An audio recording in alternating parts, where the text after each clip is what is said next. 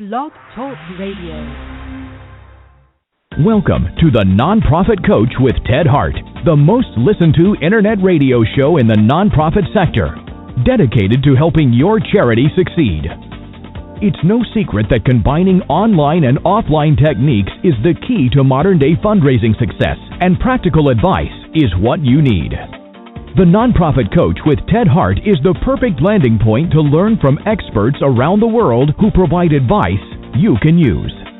Ted Hart is without a doubt one of the foremost nonprofit thought leaders. Also a successful author, his books range from successful online fundraising to the use of social media and how to make your nonprofit green. Guests on the Nonprofit Coach are leaders in their field who share tips and trade secrets for nonprofit management and fundraising success. Ted lectures around the world, but now he's here for you. From the latest in charity news, technology, fundraising, and social networking, Ted and his guests help you and your organization move to greater levels of efficiency and fundraising success. This is a live call-in show. Add your voice by calling 347-324-3080. After the show, you can find all our podcasts at tedhart.com. Click on Radio. Don't forget to dial 347-324-3080. Now, welcome the host of the Nonprofit Coach, Ted Hart. And welcome and Happy New Year to everyone. This is our first show coming back from our winter break. You are here live with the Nonprofit Coach, and I'm Ted Hart, your host. As the announcer just noted, you can call in and ask questions of our Page 2 expert. You can also join us over in the chat room. I see some folks in the chat room, so you are welcome to ask questions there.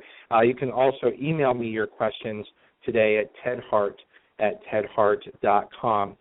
Here on the Nonprofit Coach, as always, we start with Page 1 News.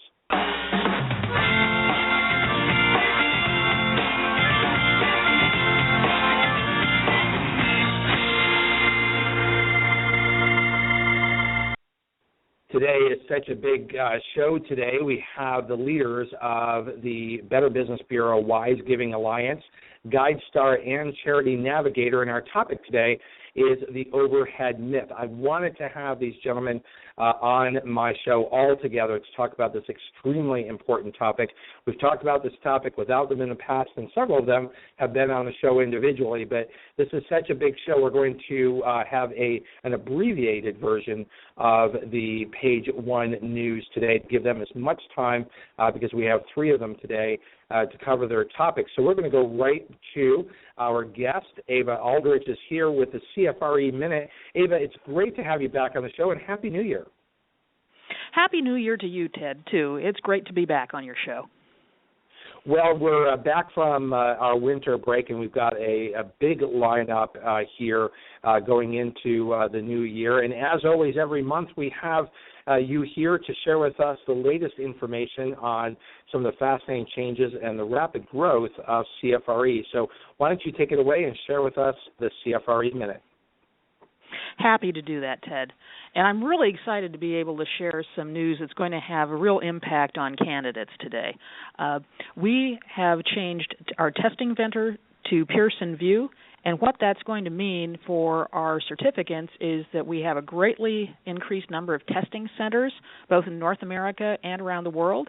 We're going from approximately 500 or so with our old vendor to over 2,000. So there should be much better opportunities for people to test more conveniently and closer to home. Also, candidates will be able to schedule their exam for any time in the coming year. Prior, they could only schedule for the immediate testing window. But now, as soon as individuals are approved, they can get a testing time that's going to work for them throughout the remainder of the year. And finally, I think another thing that people will really love is they will get their test results upon completing the exam right there at the testing center. Right, no more waiting a couple of weeks. Yes, for no more waiting 2 weeks or so for the formal report to come in the mail. So we're excited by these things. Really exciting change at CFRE. And as my listeners know, this last year I completed the Chartered Advisor in Philanthropy certification through the American College of Financial Services, and they use Pearson. So I can tell you that I have personal experience with that testing service over the last year, having used them several times. They're terrific, easy to use, easy to schedule, and so I think this is a great advance for CFRE. Well, good, Ted. I'm glad to hear that endorsement from you. We're very excited. We listen very carefully to what our certificates tell us about their experience with testing, from the very beginning of our process through to the end. And we really feel that these new features are going to be things that we've been hearing people want and will really appreciate. And overall, we're hoping that this will make the testing experience again, much more simple and also just much easier for people from beginning to end. That is really terrific. And, of course, you said lots of additional testing centers, so this presumably makes it a lot easier for people, no matter where they are, to find a testing center maybe a little bit closer to home or work. Absolutely, Ted. There will be many more testing centers available in the U.S. and in Canada and everywhere else around the globe, too. So it's just another step that we're taking in order to make certain that people here in North America, which has long been the home of the CFRE credential, are very well served, and that we also have expanded outreach because, as you know, fundraising is an international and global profession, and CFRE is a global credential. Well, this is a big advance. I know your numbers for 2014 were really quite impressive. Do you want to share how many folks now carry the credential? Yes, we have experienced an increase. I believe we're about 5,400 now over our 2013 results, which were around 5,100. And even more exciting for us, every year we set goals because we want to make certain that the CFRE credential really is out there in the world in order to strengthen philanthropy and fundraising. And we were at 116% of our goal for initial certificates. In fact, for the first time, we exceeded 700-plus applications in the calendar year last year, and we also exceeded our recertification goal at 110%. So we're very happy with those results. I think it goes to show that once people get their CFRE credential, they value it, and really the only thing that makes them give it up is retirement or switching out of the fundraising profession. Well, that's fantastic news for CFRE, and it's always a pleasure, Ava, to have you here to share the latest information on this important global certification for fundraisers. And, of course, I urge all of my listeners to go to CFRE.org, learn all about the certification. If you don't currently hold the certification, start making your plans to stand with your professional colleagues with the certification. So, Ava, thank you, and, again, Happy New Year. Thanks, Ted. Happy New Year to you, too. Terrific. We're now going to head on over to page 2 for this very big show on the overhead myth.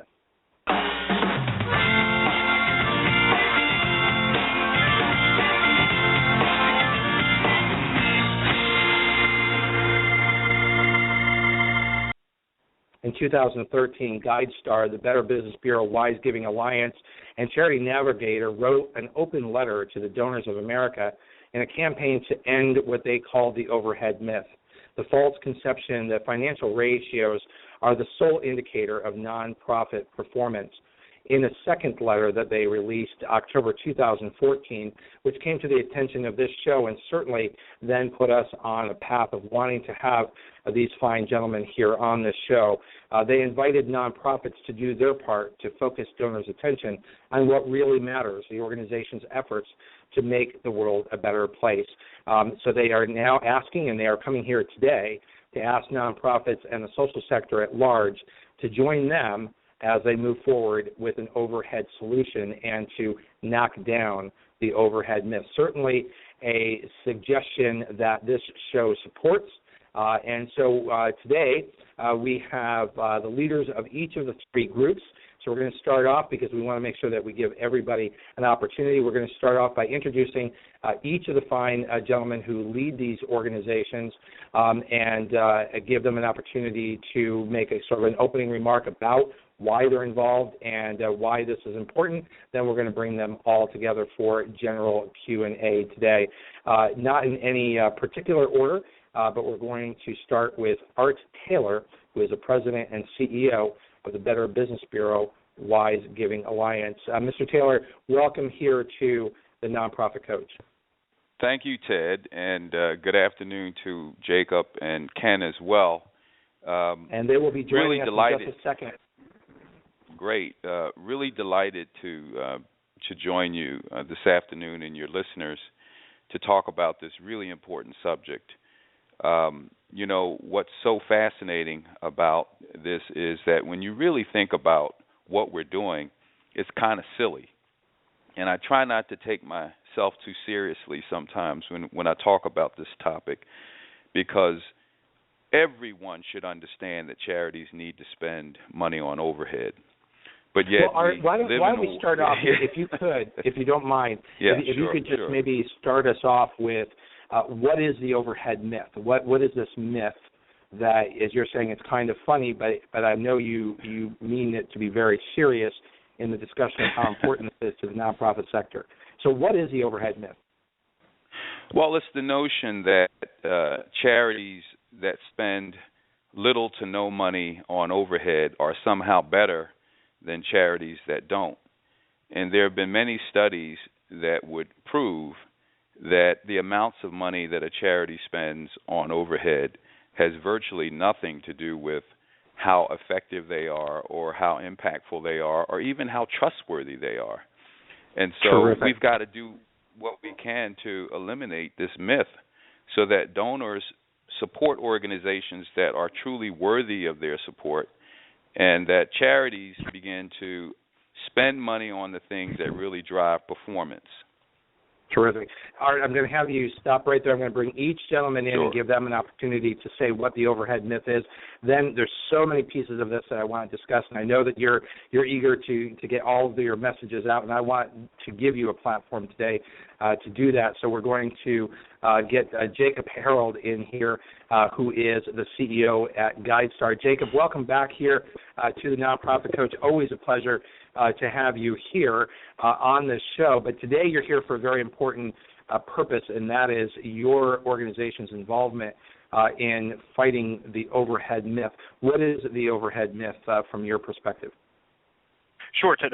Good to be here, and always good to be with my colleagues Art and Ken. The overhead myth, this idea that we can understand nonprofit performance through the lens of one financial ratio. It comes from an understandable place, and it comes from the fact that donors want to know that their money is being put to good use. So I even as I absolutely reject the overhead myth, and I think that we as a field must step up and go beyond it, I think we should recognize that it does have roots in the best parts of human giving, which is wanting it to matter.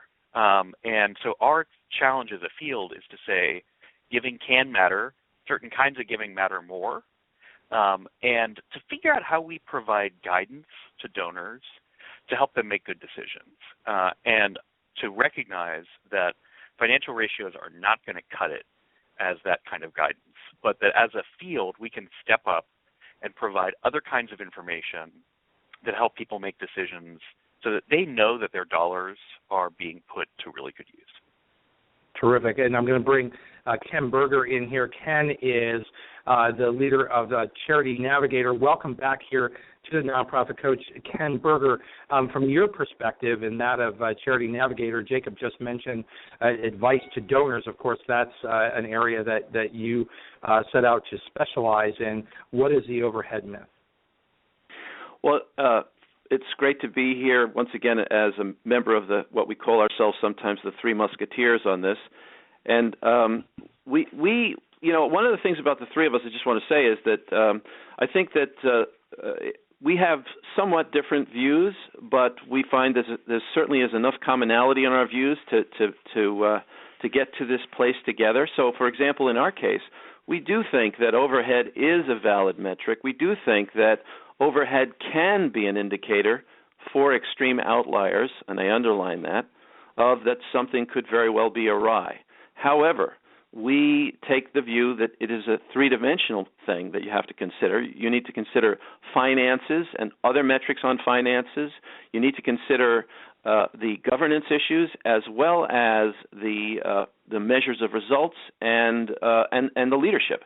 But so within that context, overhead should be a secondary measure and only a subset of the financial metrics, and so it should not be the prominent, sole, or primary focus.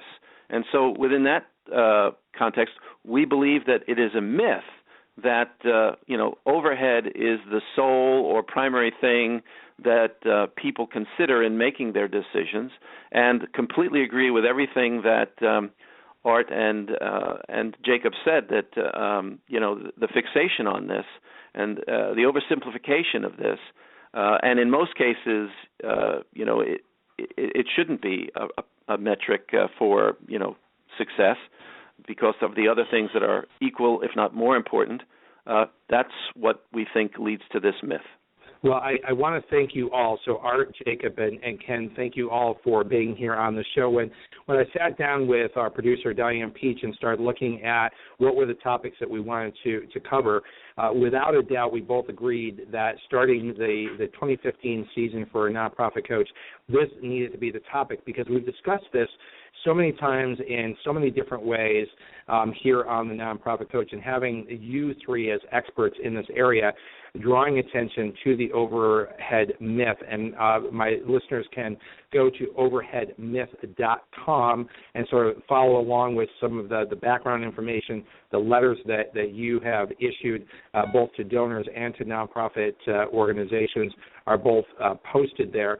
So I'm going to start off with a bit of my perspective on this and ask you to sort of weigh in on this, because I feel that this is an extremely important topic. But the topic is here, I think, because nonprofits are oftentimes their own worst enemy. It's almost like as a group, we're out there sort of trying to bid down, I can do service for less money than my neighbor can, so therefore you should give me more money. And I think for donors, they get sort of lulled into this notion of, okay, if you don't spend any money on overhead, that's got to be a good thing. But most donors, if they step back and just ask themselves, they're also going to expect of that same charity top-flight accounting, top-flight leadership, good staff management, all the things that go into the management of a strong organization. And that literally, gentlemen, cannot be done for pennies on a dollar. And I feel like nonprofits have sort of backed themselves into a corner in making these pledges and promises, some saying 100% of their money goes to program, and there isn't anyone who is reasonable who could ever believe that. So I want to kind of put that out there and ask each of you, or as you want to, sort of respond to that and ask you, where do you feel that fits in the overall overhead myth? This is Jacob. I'll offer a couple of comments here. I think this what you identified is very important, and it's something that we have to confront directly, which is that nonprofits bear a part of the responsibility for the overhead myth. There are many different players who bear a responsibility for the myth itself, whether they're journalists or donors themselves, but or those of us on this call.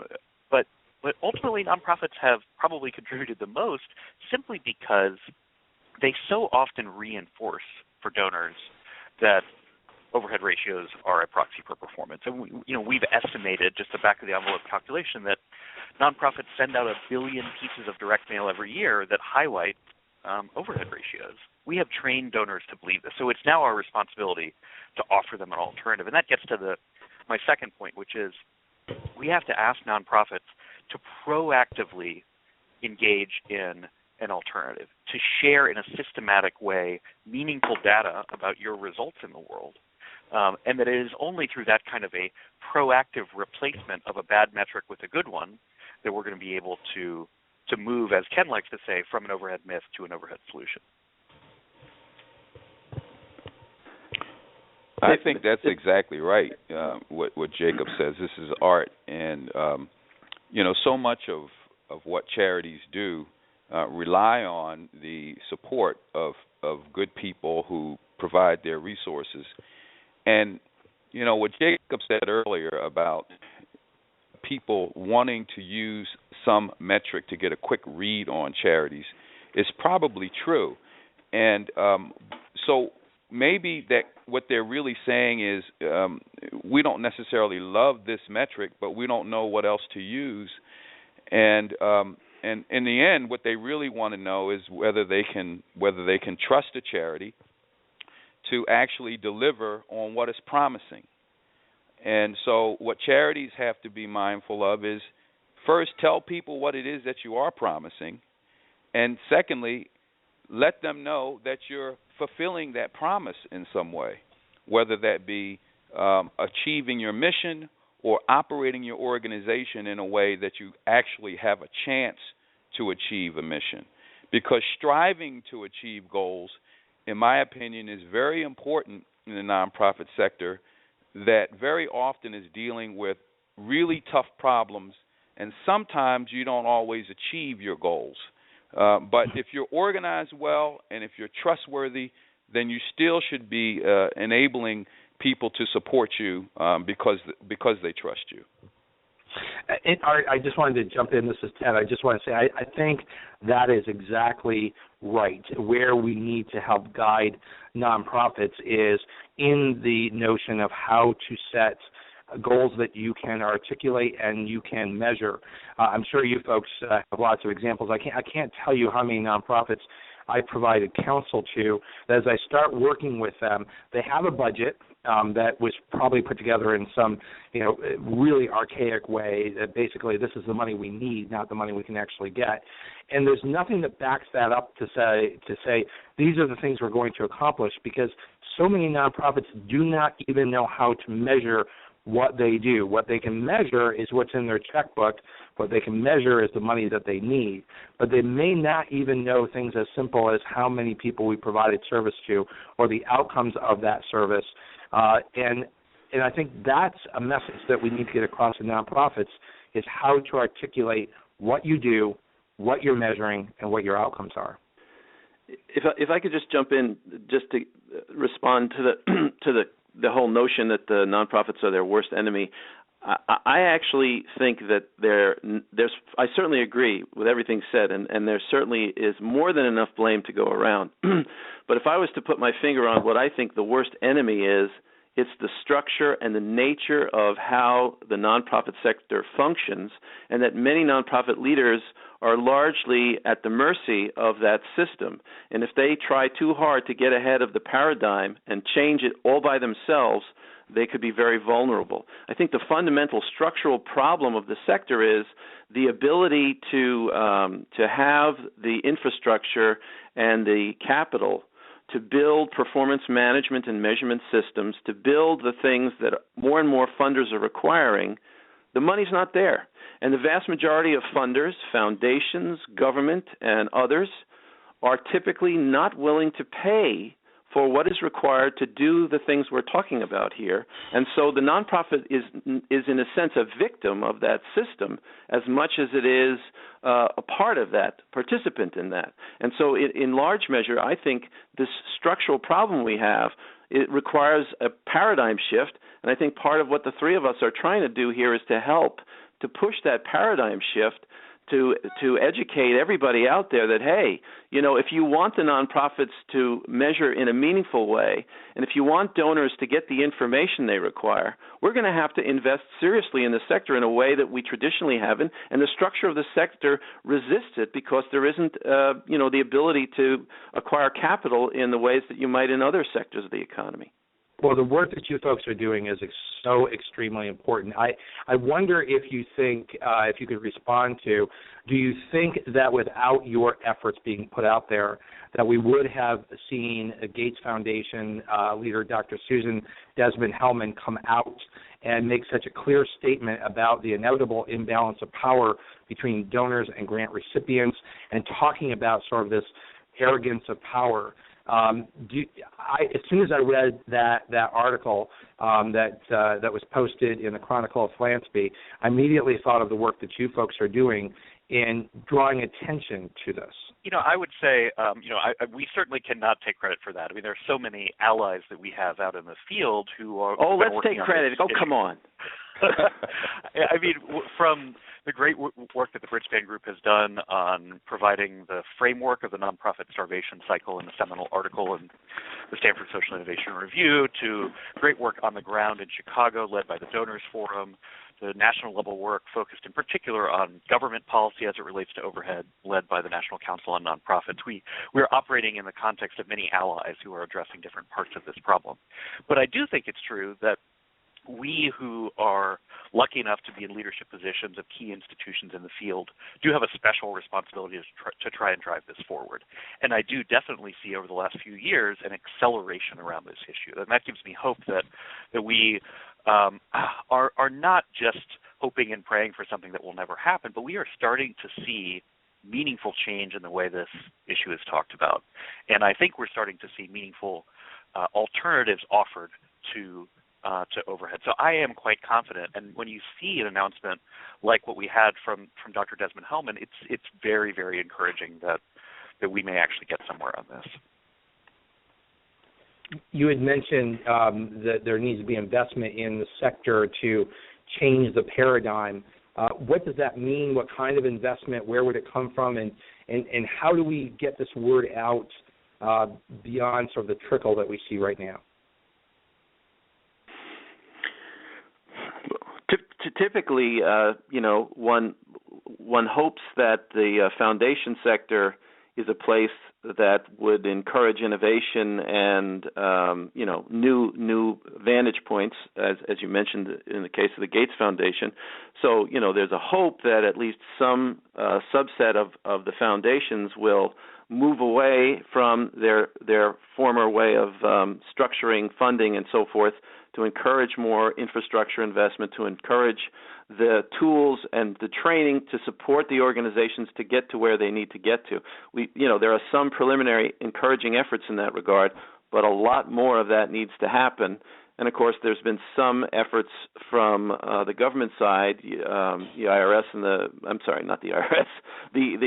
Obama administration's work on social innovation. But again, it's really just a starting point. A lot more of that needs to be done. Hopefully, some high net worth individuals that get it. We see some indicators there, but there needs definitely to be more convening, more getting together. I hope groups, some of the associations of nonprofits will become more outspoken in this. And I also think just behind the scenes, as each leader of a nonprofit, as they meet with their board, I think it's critically important to educate boards on this, and that oftentimes the obstacles, even for a foundation board as well, that the leader may be on board, but the board needs to get on board. What specifically, you have the platform right here, all three of you, what specifically would you say to board members if you were standing at a board meeting talking about this topic? Well, I would say, first of all, it's the responsibility of every board to make sure that the organization has a clear sense of what it's in business to do and a plan to achieve that mission. And it should, of course, be monitoring its work to make sure that it's living within what it is trying to do. And part of that is structuring the finances of the organization so that it can actually achieve those goals. And how many organizations have we all come across that are simply operating in a way to receive funding, even if the funding they receive has absolutely nothing to do with the mission? And so I think organizations get very easily distracted by this quest to raise funds. And so we need boards, first of all, I think, to have clear goals, clear missions, operate in a way that is in alignment with those missions, and seek funding to do what their planning says they're out in business to do. and not chase dollars for the sheer sake of just staying in business. That's one thing I would say to them.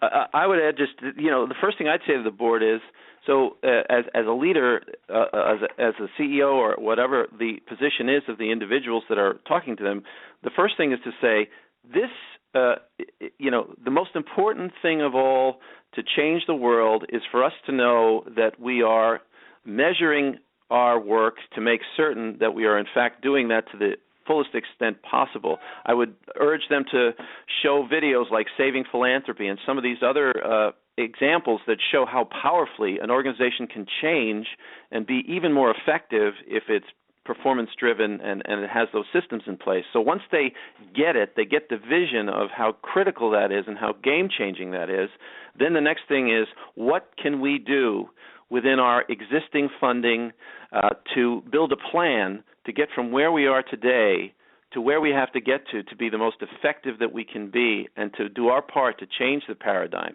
to educate our funders and whatnot. But first you got to catch the vision and explain how to move beyond the overhead myth, and to get to the solution, we must build these systems internally to be results-focused and to be able to share that information with the world. And Ken, anything in particular you'd want to say to that board? I thought I just answered that. I think that was Ken. Oh, I thought, okay, Jacob? Oh, sure. I mean, to what I would just say is to go back to the mission. And, it's so easy for us to get stuck in organizational politics, in the specifics of, a given, financial projections of a strategic plan, and to forget why we're doing this in the first place. And that we are not doing this to grow our organizations or to get our own glory. We're doing it to meet missions in the world, to serve people and communities and ecosystems and ideals.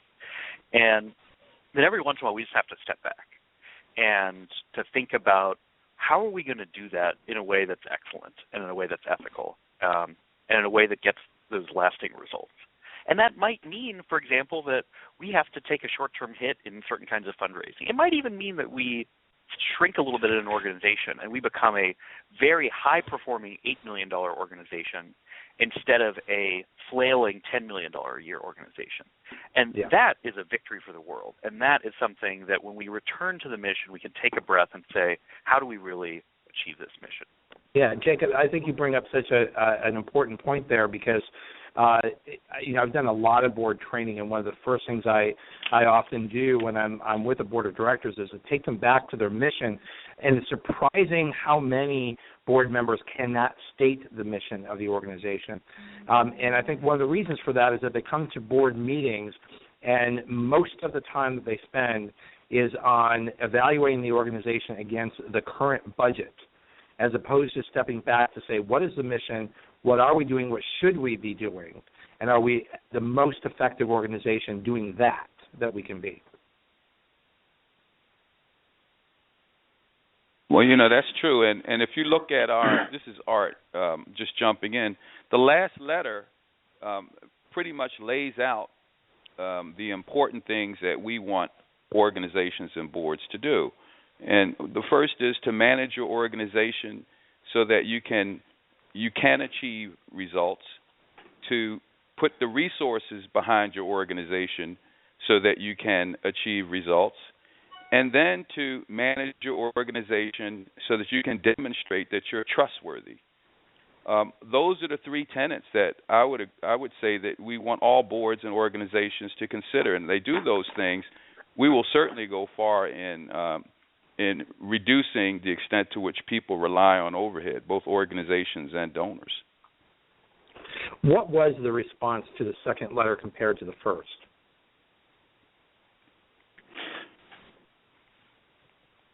Jacob, it's interesting.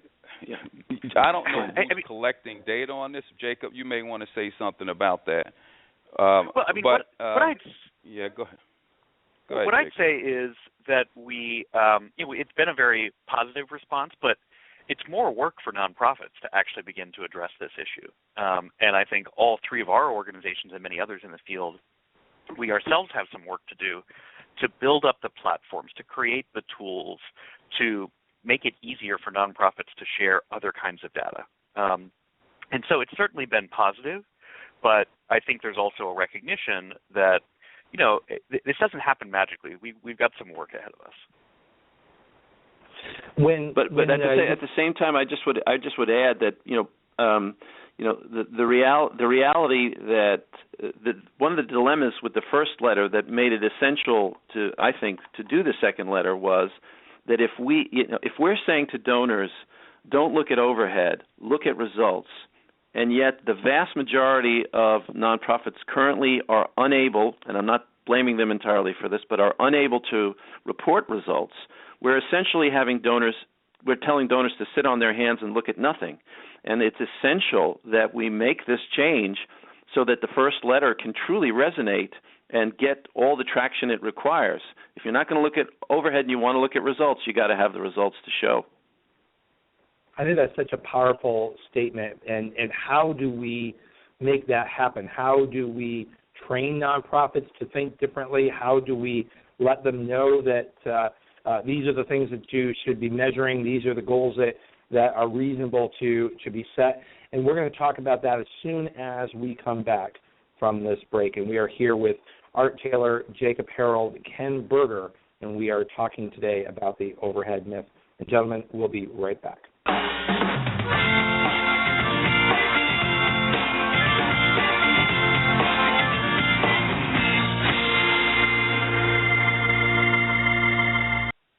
Very quickly, I just want to make sure that you note on your calendars, we will be here live on the Nonprofit Coach next Tuesday, and we will have Rob Mitchell, who will be sharing us with the latest information from the Atlas of Giving, which is both what happened in 2014, but also what is he predicting from his model about fundraising in 2015. We have a quick message here from Google.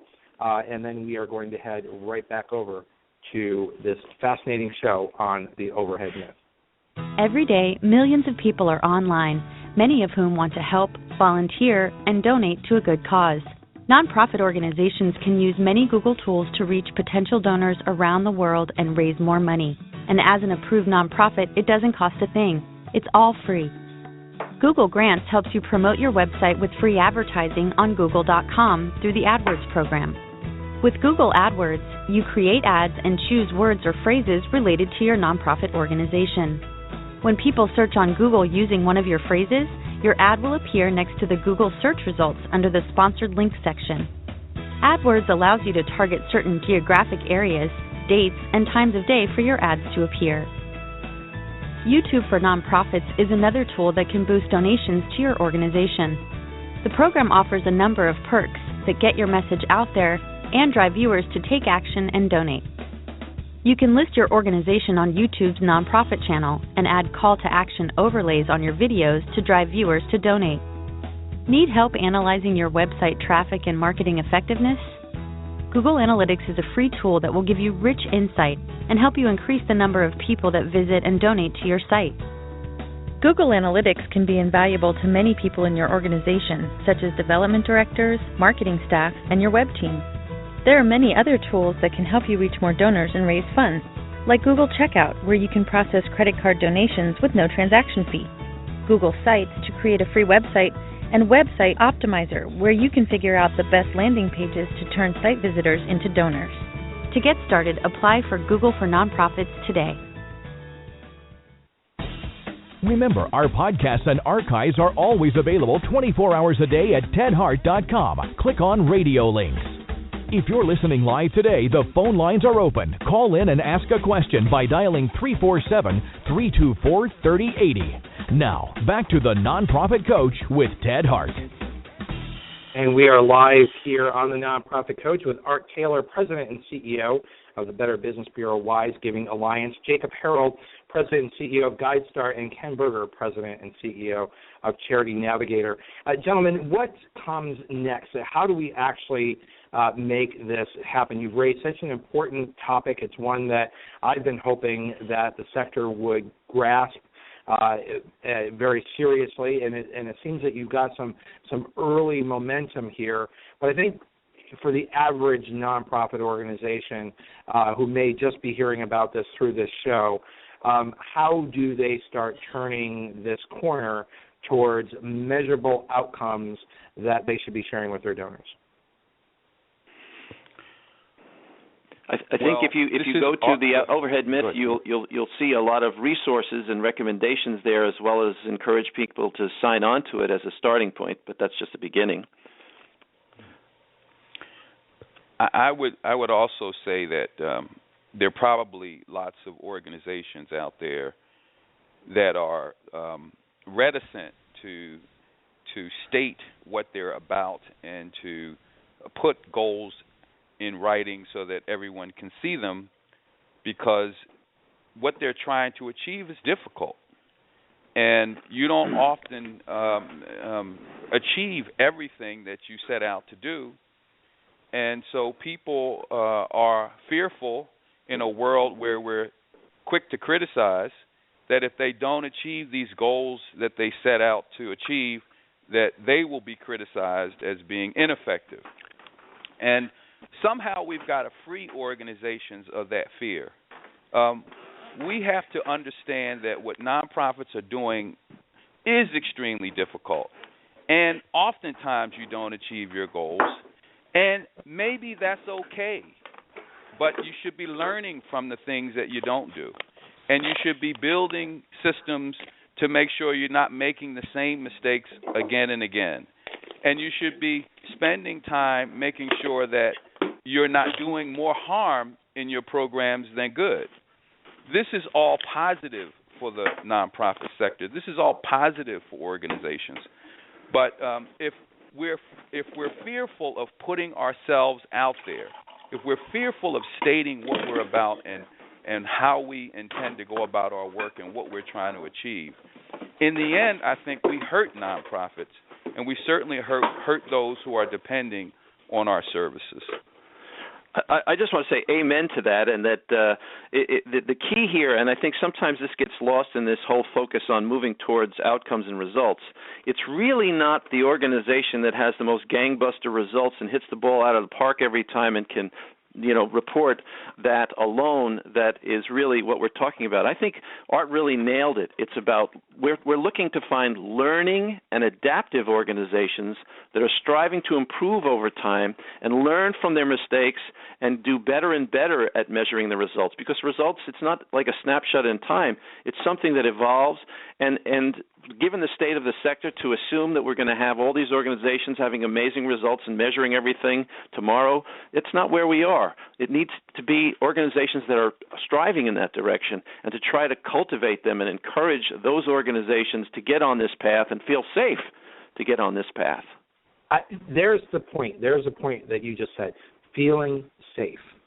How can we help nonprofits feel safe in a world that still exists in the paradigm that the Gates Foundation mentioned? Baby steps. You got to start. I think you need to start from where you are within your unique capacity, and say, how can we begin this process? What can we do first? Perhaps there's one or two programs. Perhaps it's some preliminary planning on this and looking for where we're going to get the funding to build the infrastructure. It really is one step at a time, trying to join associations of others that are moving in this direction, such as the Overhead Myth campaign and other efforts like that, so that it gives you some cover, but also it gives you the opportunity to participate. But I do think it is incremental, and we really are in the early stages, and we're looking for early adopters. It does take a certain amount of courage to step outside of the box that we're often forced into. So it also takes those special qualities to be willing to take a certain level of risk. And I think anytime you're trying to change the behavior in a marketplace, there's three pieces that you want to change. You want to change the supply of something. In this case, we want more good information that people can use instead of overhead ratios. You want to change the demand for it. We want to teach donors to help ask the right question. And then you need some kind of architecture to bring those two together. And that's what all three of our platforms try to provide. And in the case of Guidestar in particular, it's the Guidestar Exchange as a mechanism that more than 100,000 nonprofits have used to share other kinds of data that go beyond these financial ratios. And so, it's going to take a while as we have to push along all three of those different strategies. On your website, the overhead myth, and I do encourage all of my listeners to go there. You can sign up for your newsletter or to get information from you. But when you click on tools and resources, there really is an awful lot there to help organizations, as you say, manage towards results and understand your true costs. So part of I think the solution here is to educate yourself, then educate your board, and then have the courage of conviction to educate your donors. Well done. Well said. That's exactly right. That's exactly right. And I want to believe that funders that are supporting organizations because they believe in their mission will also give these organizations room to fail. And by failing, I don't mean having the CEO abscond with the money. What I do mean is an organization that has a clear sense of what it wants to accomplish, states those goals, puts logical programs in place to achieve those goals, and lo and behold, it doesn't quite hit the mark when the numbers are measured. Okay. I would hope that there are funders out there that would stand up and say, we're going to continue to support that organization because they had good processes. In the end, it didn't work out. We want to study why it didn't work out, and then we're going to put some money into another round so that we can do it the right way. That's right. What we isn't that need part to of have the courage of conviction is to understand your goals strong enough to be able to explain what it is that you're learning, not even. I always try to give practical advice, and I know you folks do as well on the show, to everyone who's listening. And I think, rather than looking at how do I explain the failure, it's to build into your funding request, build into the way that you view your organization, the opportunity to learn and to grow and to manage change, which I suppose you could see part of that as failing to meet the immediate goals. But what is it that you're going to do to adapt, to continue to strive towards that goal? Absolutely. Just to add to that, I think in our case at Charity Navigator, as we've been evolving the rating system, so how are we going to reflect adaptive organizations? How are we going to encourage failure, if you will, to get to learning? Our changing system is basically asking the question, how do you uniquely decide how you're going to measure your results? And if you can explain it in a reasonable way, then you could do well in this rating context. And the notion is if it turns out that you measured and you didn't do well, as long as you share with us so we can understand the logic of it, you don't have to have gangbuster results to get a positive result from the way we measure this. We would like to see in the out years, in the future years, that you've learned from this and you're going to measure some new things. But as long as you're continuing to test and measure and learn, that's the key. And I hope funders will have that view as well. In fact, Charity Navigator with the Hewlett Foundation, 2 years into funding we had for this whole new part of our rating system, we said we made a mistake. And what we think we were going to measure is not right, and here's why, and here's how we're going to correct and measure something differently. And so I think that needs to happen more, that we need to have funders that we can have this kind of dialogue with. It's hard at first, but more funders need to be able to say, look, they're learning, they're adapting, they're doing their best. This is uncharted territory, and they need to have encourage nonprofits to do that. Gentlemen, any other comments on that? 'Cause I really like the website. It's a simple website. It's not overly flashy, which I think is good. But I think it's really worth my listeners exploring this because you've got excellent reading lists in there to read Leap of Reason by Mario Marino. I think that's it's certainly a good place to go.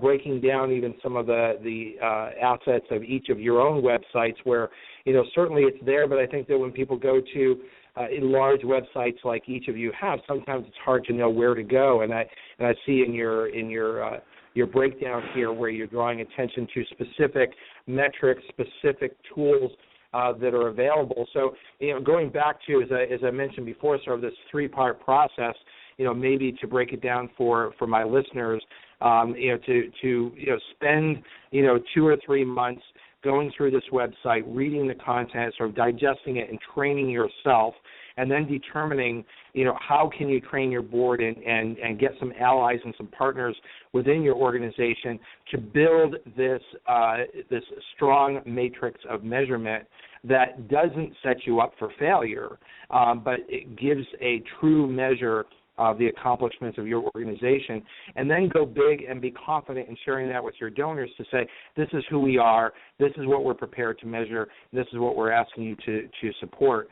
If we had examples of charities going through that kind of process, it seems to me that you folks get even more traction.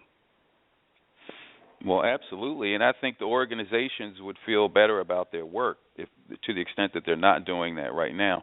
Who wants to work for an organization and you don't even know what the goals of the organization are, or how the work that you're doing fits into the overall objectives of the organization? I don't think anybody wants to really be a part of a group like that, because chances are there's going to be a lot of chaos, a lot of angst, and a lot of unnecessary energy spent on things that really aren't driving the mission. So forget about what the public wants. Who wants to work for an organization that is not doing some of these basic things?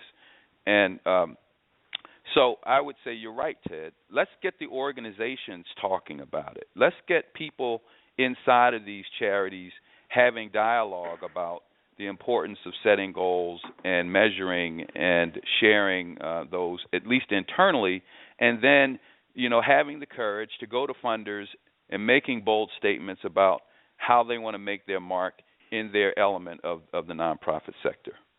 Gentlemen, because I've got three of you, I always watch my time here. We've got about 8 minutes left, and I want to ask each one of you to do two things for me. Sort of summarize where we're at and where you think we need to go, and then make sure that my listeners know how they can reach you or your organizations or however you want to be connected. And why don't we start with Ken Berger at Charity Navigator? Wow. So where we're at is I think we're still at the early stages of this. I think we as the three organizations together are hoping to do some additional letters. I think maybe there'll be letters to foundations, to government, to corporations, and who knows what else. So I hope that this effort will continue, and that we'll continue to work together to change the paradigm. And so that's, I think, where we're going collectively. Here at Charity Navigator, we're planning to fully launch. We're in the midst of gathering the data, but by 2016 we want to start rating organizations. That includes the question of results in some way, adaptive learning. And then, I guess just to say, if anybody wants to reach out to me, probably the easiest way is just you can look me up on LinkedIn and reach me there. That's probably the fastest way to get to me. And, of course, our website, charitynavigator.org. Terrific. Jacob Harold over at Guidestar. Sure. What I would say is I hope that nonprofit leaders on this call, that you can go away knowing that we're doing our best to have your back on this, and that and that you can know with some confidence that many of the leading institutions in the field, I mean, you mentioned the Gates Foundation, Ted, are really stepping up on this question. And so the momentum is building. And related to that, one tactical thing that we didn't mention is that the letters are under a Creative Commons license, which means that anyone on this call can print out as many copies as you want, put them in your direct mail, post them on your website, whatever you want that can help give you cover for some of these conversations. Good point. And know that we're really trying to provide that support to the field as a whole. Probably the easiest way to reach me is actually through Twitter, and my Twitter handle is at Jacob C. Harold, JACOBCHAROLD. Terrific. And Art Taylor over the Better Business Bureau Wise Giving Alliance. Well, yeah, I would agree with what's been said, and we're just a baby, and we haven't quite learned how to walk.